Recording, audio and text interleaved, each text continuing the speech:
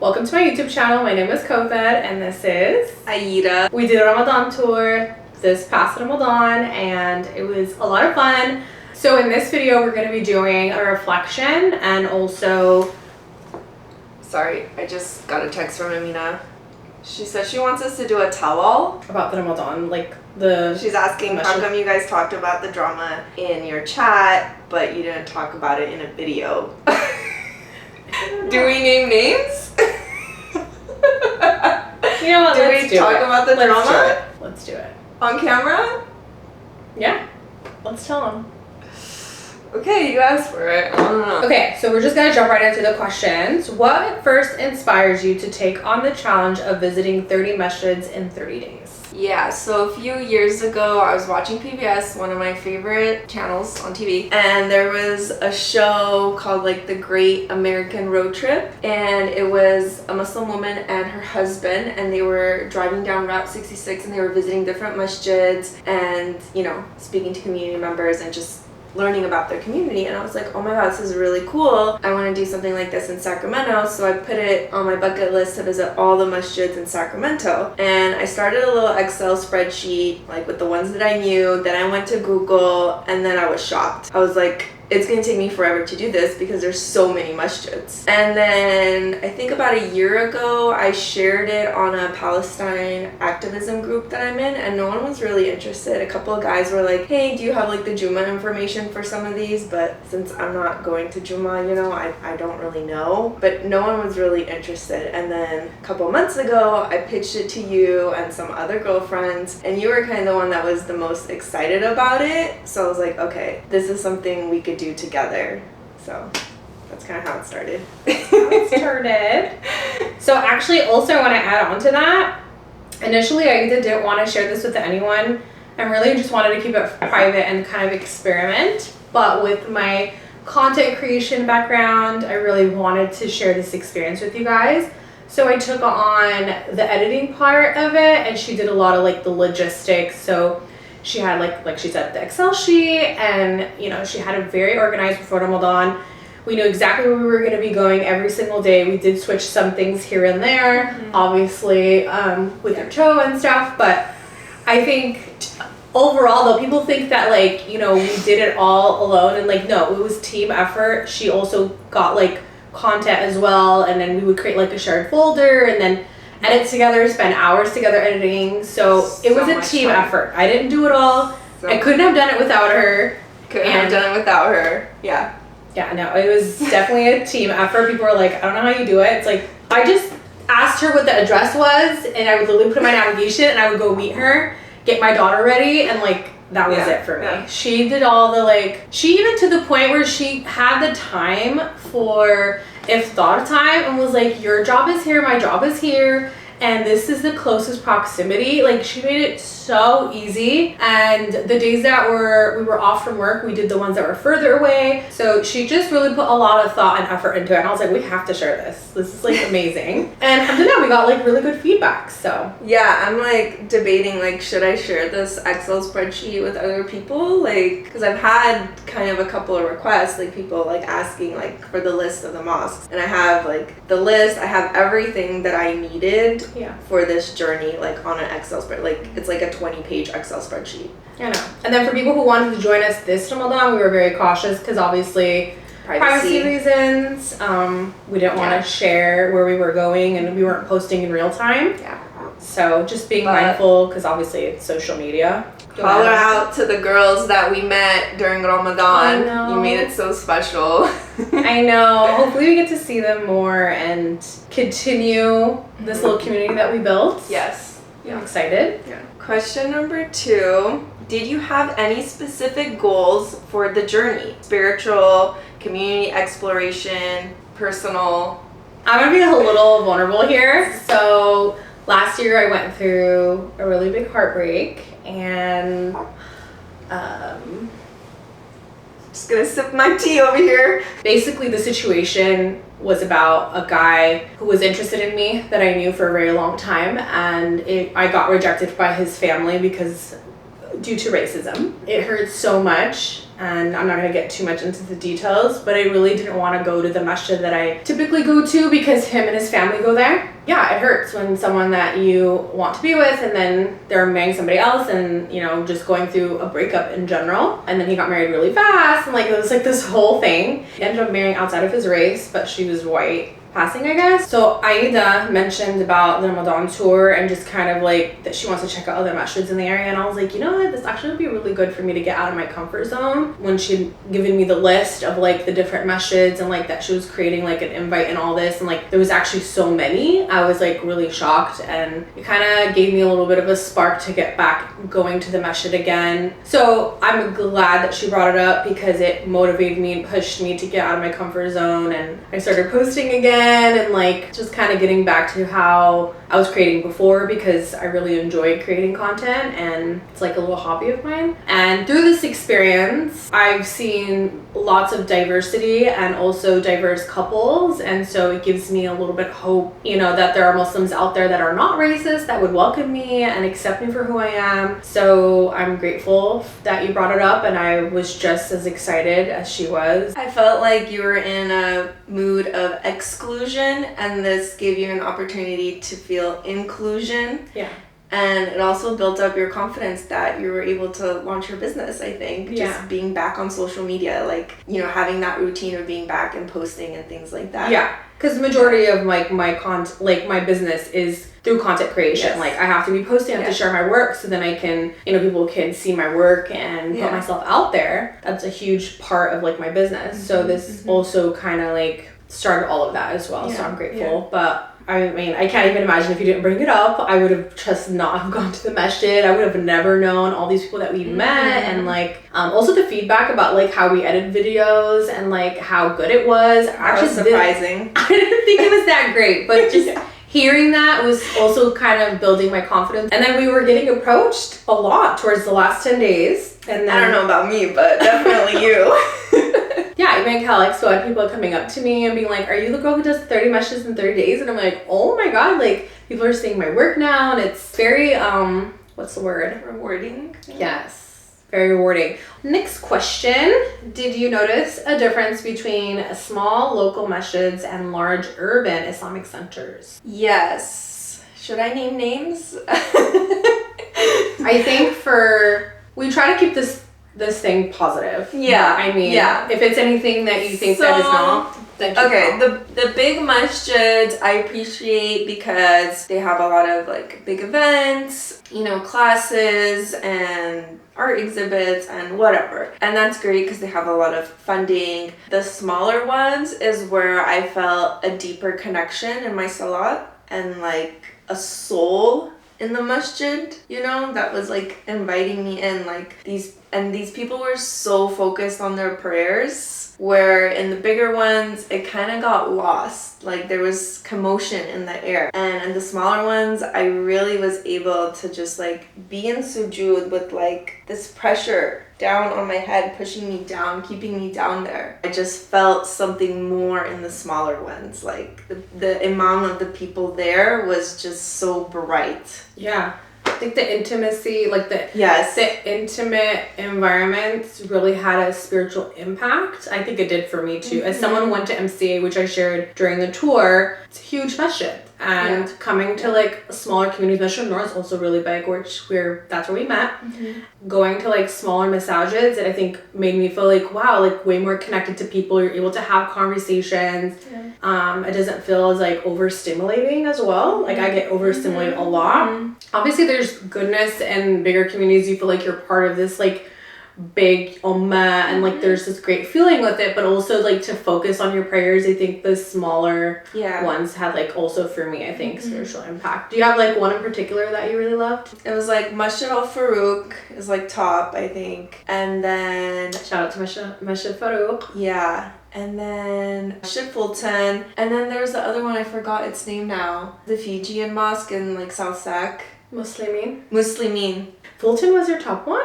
It was one of the top, These are all very, very like small masjids, like nothing, when you walk in, there's nothing like special that you can see, but it's like the emotions that you can feel that other people like radiate around you. So Bloor was for me. Oh, yeah, Sabur. Sabur's a good one. Yeah. And it wasn't my first time there. I just never gone during Ramadan, but I felt the shift this time. They were just so welcoming, and then, you know, being around other Black Muslims as well, and then Nadine playing with all the little, you know, kids there and stuff. It was just very, very beautiful.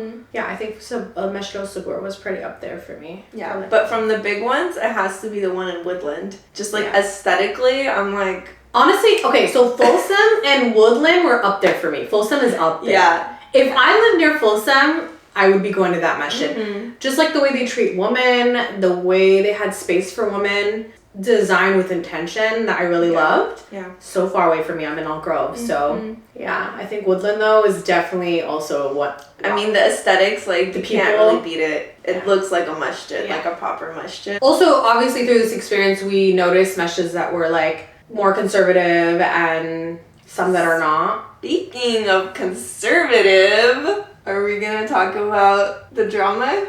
So we were at Tanzil, we were gonna edit this video, and we were sitting in the musalla. We went there early before iftar to edit. And this was the next masjid that we were gonna be posting. And subhanAllah, I do not know. Before I got into editing, because I'm gonna be honest, if this sister messaged me before... Well, we don't know if it's a sister. It's an anonymous account. No, it's a sister. Did she say that? Okay. Well, I don't know because she didn't send the message to me, so I don't know. Well, here's the thing. So I did vlogs, okay? So that's probably why. I created personal vlogs. I was like, I think it'd be cool to kind of tease the Ramadan tour with my vlogs. I don't know, I've always wanted to do a Ramadan daily vlog thing. So anyways, I did that. And I had filmed a short, literally a small clip from that masjid.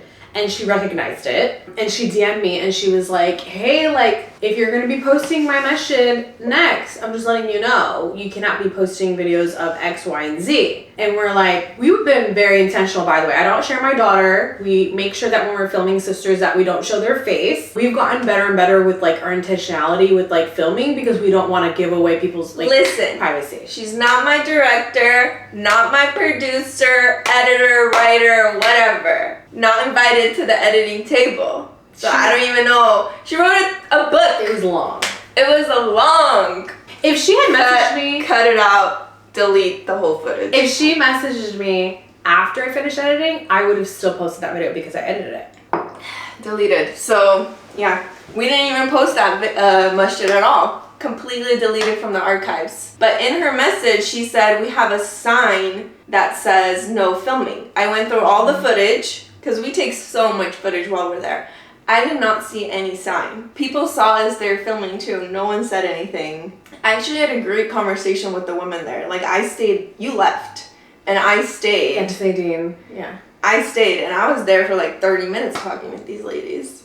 Yeah, there was no babysitting. And I told them all about my project. Not one of them said anything to me, like, not to do it. I was just like, all right, you're out. Like, we're not even gonna mention you this year or next year. It was kind of sad because the area that they were in was just like, you would never have thought that the masjid was there. I was really excited to share Also the logistics of how to go there, where to go, it's kind of like confusing if you're a first timer. So it would have helped a lot of people figure it out. But you did express security concerns at that location as well. I'm gonna be honest, when we were at Tanzil, we had a little bit of a friendship issue because I needed a minute. I told her, I was like, I need just a minute, okay? I was like, oh my god, we're about to have a fight. So we were together every single 1 minute. I left for literally 1 minute. I came back. She's like packing her stuff up, ready to go. I'm like, girl, I needed a break. I needed a minute. No, but really, I wanted to post it without the footage of what she told us not to put in.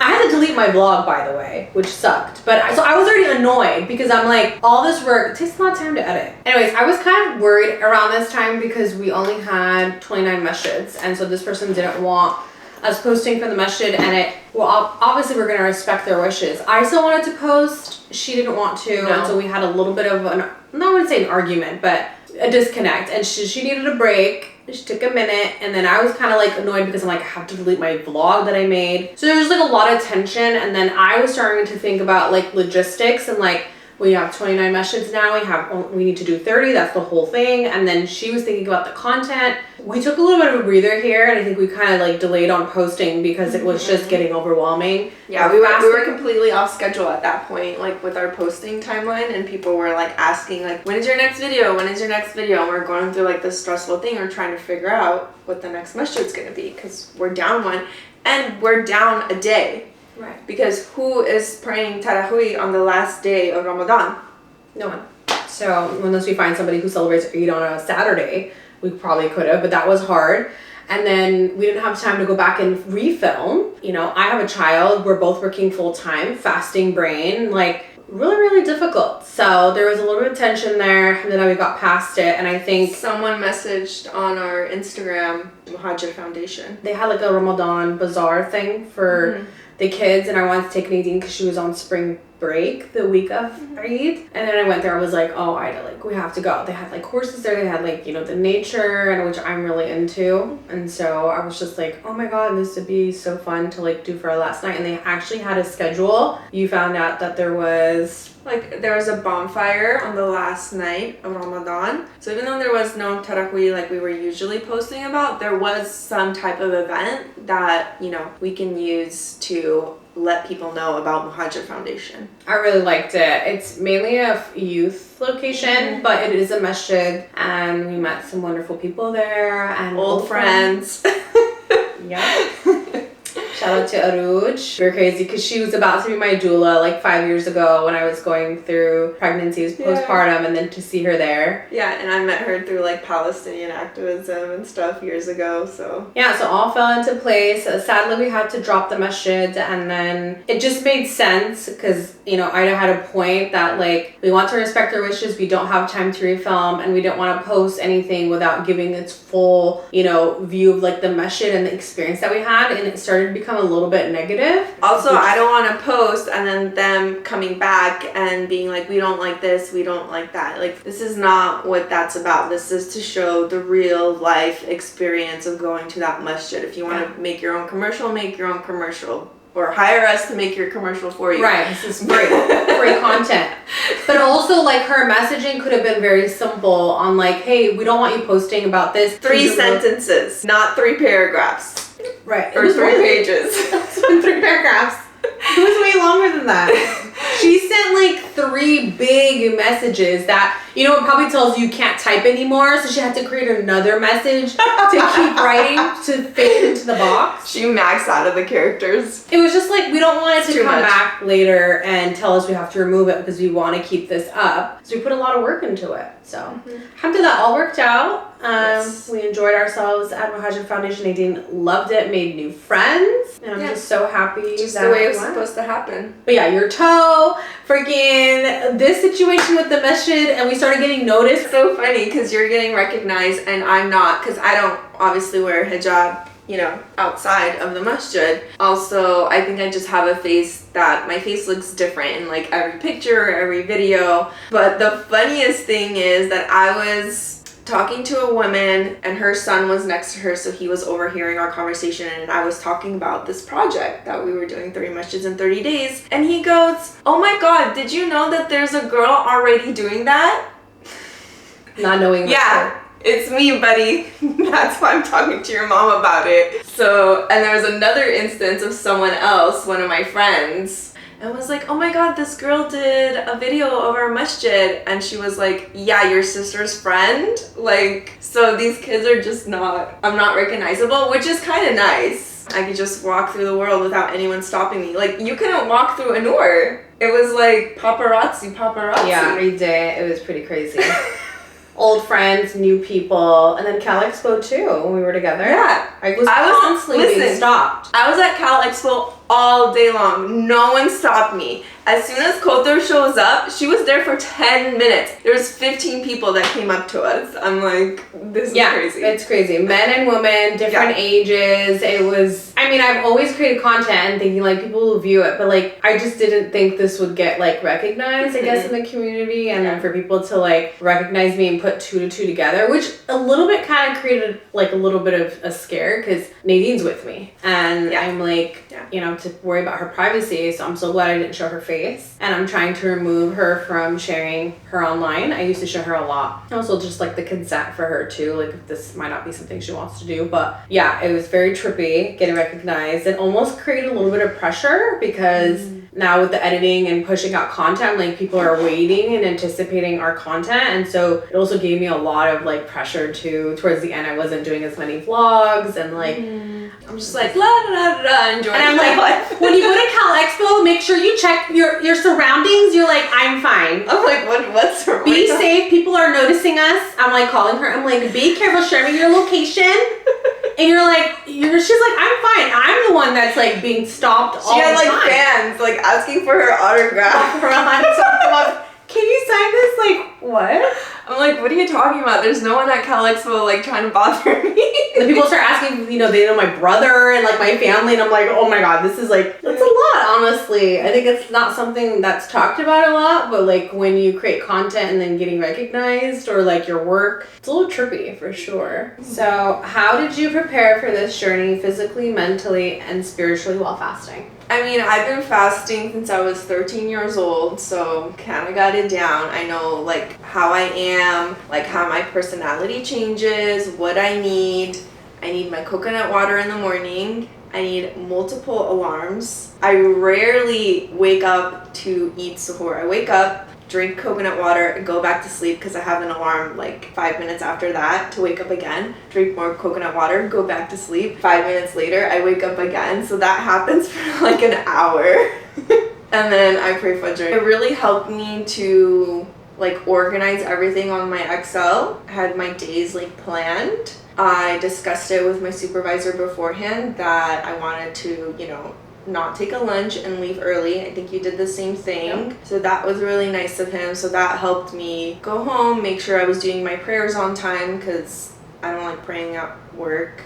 It just doesn't feel comfortable to me. So it was nice to like come home, be able to pray, get ready for the night. But also I think if you're thinking about doing this challenge, you have to be in a certain level of like imam and have like a certain understanding of like Ramadan and who you are going to be, who you should be during Ramadan, so that you can like maintain consistency, a level of spirituality, and be successful. Because this whole project, every single night going somewhere, is taxing. It's exhausting. It tests you in many different ways. You personally, relationships with your family, your coworkers, your friends, as every Ramadan does with everybody. But this also going somewhere new every single night. And then even after the masjid, we're sitting in our cars editing for another like 3-4 hours. Like these are long days. So you have to have a certain level of iman. I think that like that's really important. Like also a level of awareness.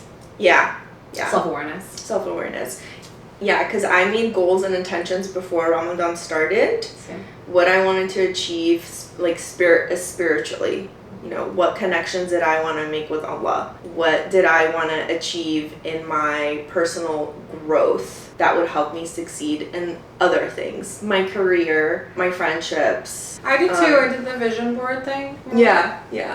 And it was like a visual of it, but I had like mentally prepared myself as well. Yeah, you have to. And I got this book. It's like a 30 juz book that helps you like reflect on each juz. And so I got that for like when I was on my period and I wouldn't be able to like participate and everything in the masjids. Sure. So I could like be in the back and I could do something that was also like spiritually participatory. Yeah. In a way. No, it's a great book. It's really like very organized in the way it was structured. Yeah, you have to be. Like, there's so much to do, so much to remember. And when you get towards the end, too, you're like, 10 more days. Countdown. Like, oh my God. And then when it's done, you're like... I was actually, like, upset that I got my period the first week. Because my period was in the first week, I knew I wasn't going to get that break in between Ramadan. Right. So... I knew I had to like buckle down the whole month, and so I already had the expectation like this is going to be go. You're not going to have a break. So going into it that way also helped me prepare. See, I got mine in the middle of Ramadan, so I had a little bit of a break. Yeah. Which I think I was pushing through the content at that time, and you were like, how the heck are you doing this? And I'm like, I'm not fasting, remember? Like, yeah. Like, she would be praying to the weird, and I'm in the back, like, with my headphones editing, because we can multitask because I'm not praying, right? So, and then we would go to the car and, like, do the voice notes. Oh my God. That was honestly such good memories. My throat's all dry. I'm, like, chugging water. How did you manage to balance the exhaustion of being a mom and the spiritual requirements of Ramadan? I'm gonna be completely honest, I get hangry. So waking up in the morning was crucial for me. I need to eat to, like, be there for my daughter, to have patience, and, you know, I have PCOS as well, I have a hormonal imbalance, so I have to make sure that I'm eating, you know, clean, whole foods, high protein breakfast in the morning. So I think eating in the morning, waking up before my daughter is, like, crucial. Like, I can't, the days that I missed Fajr or did not eat, I felt the difference throughout the day. And I also got off work early, so that helped a lot. I did take a lunch and just left a little bit, like a few hours before my regular time. And then being a mom, I love the Masjids, obviously, that had babysitting, because I was able to focus. On the ones that did not, I literally would pray too, and I'm like, trying to look back, you know, to see if Nadine's there. Ask my mom, hey, can you watch Nadine when I go to, like, you know, Sahur Fest and stuff? Like, it's hard and you need help. So I'm not watching Nadine and doing this at the same time. Like, she's in babysitting, and then, you know, obviously she's in school. So yeah, and I think, alhamdulillah, my daughter is not, like, too picky when it comes to food. Like, I feel like for the most part she ate iftar, so I didn't really have to, like, plan meals for her as well. So we just ate out iftar also. Like, I didn't cook much. I was invited, or we went to the masjid because we were doing the tour, and, you know, went to my parents and stuff like that. So I didn't really have to cook as much. I did cook a few times. I also froze soup and, like, prepped before Ramadan so I could just take it out to frost. So there's, like, little things that I mentally had to, like, and physically prepare myself. I didn't even decorate for Ramadan, like, barely decorated, because I just, you know, was trying to. You weren't home. You were never home. It was hard, yeah. This is the most decoration we got. Yeah, I just tried to simplify it and, like, just really get to, like, okay, what are my goals? The goals were to eat, you know, in the morning, to make my prayers on time. That was a big one for me in doing the Ramadan tour. That was, like, the top one. I feel like sometimes we have so many goals and we set so many expectations on ourselves before Ramadan. Like, I need to do it overnight, tarawih, this, that, and it's like, just simplify it. Like, we can't do it all. And then when you don't have an Excel spreadsheet, you can do it all. I mean, like, we did accomplish a lot. We did. And I'm not saying that we didn't, but I had to simplify it. Yeah. Because then I get overwhelmed and then I shut down and I don't want to do it. So, waking up in the morning is, like, very, very, like, to have my See, I'm the opposite. I just need my coconut water and I'm good. I'm good for the whole day. So we got a question from a sister on Instagram. One of our viewers. Yes. She said, she's asking, will you do it next year as well? I want to do it next year.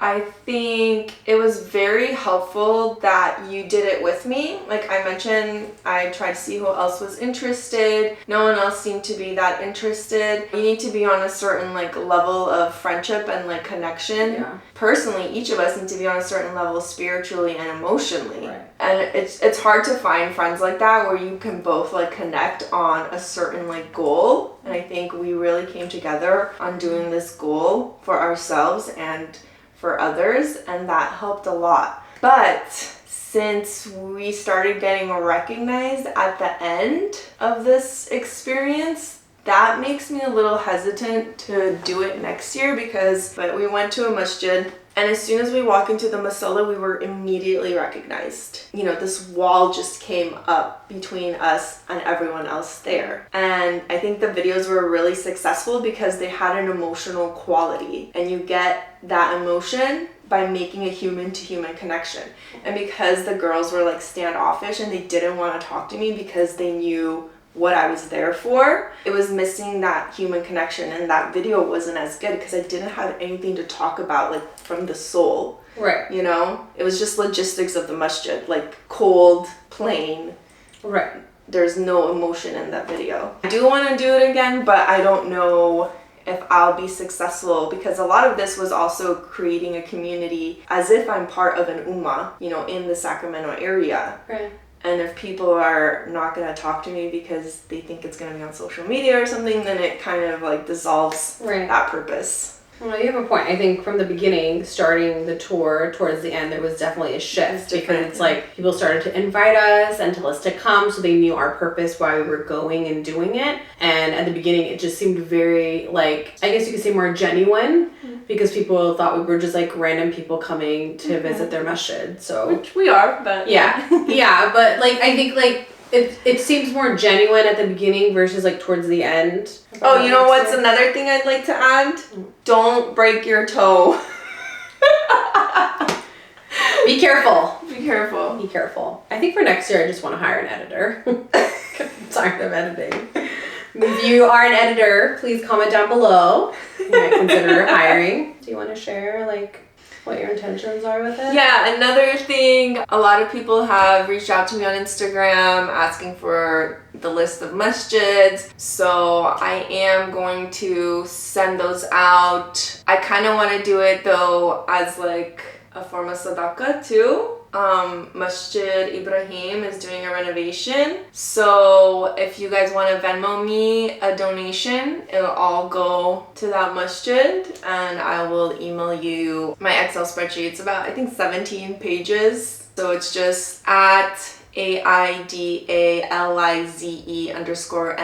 at Venmo. Venmo only, nothing else. I'll add it on the screen here so you guys can like and then you guys can comment a masjid emoji if you guys... Yeah, comment a masjid emoji or your email and make it private so no one else can see your email. Or Instagram me your email and I'll send it to you. And then you can maybe join us next year or you can plan your own. It's everything you need in there that I researched, put together, used to do and complete this journey. So hopefully someone will find it helpful and hopefully you will do this experience for yourself because it was very rewarding. And it really changed a part of us, I think. Oh, for the better, like for years to come, you know? Like this whole experience was amazing. Yeah. For me with my heartbreak last year, it's definitely healing and just beautiful to see different communities and to just get out of this funk that I was in. So I'm grateful to share it. I'm grateful that I was able to do it with you and to bring Nadine. Nadine will obviously look back on this as a kid too, being like, oh yeah, she's like, are we gonna go to the next masjid? Like, where are we going? She'd be like, I like this masjid, you know, like she's giving her opinions, and so it's kind of cool as a kid for her to have that memory.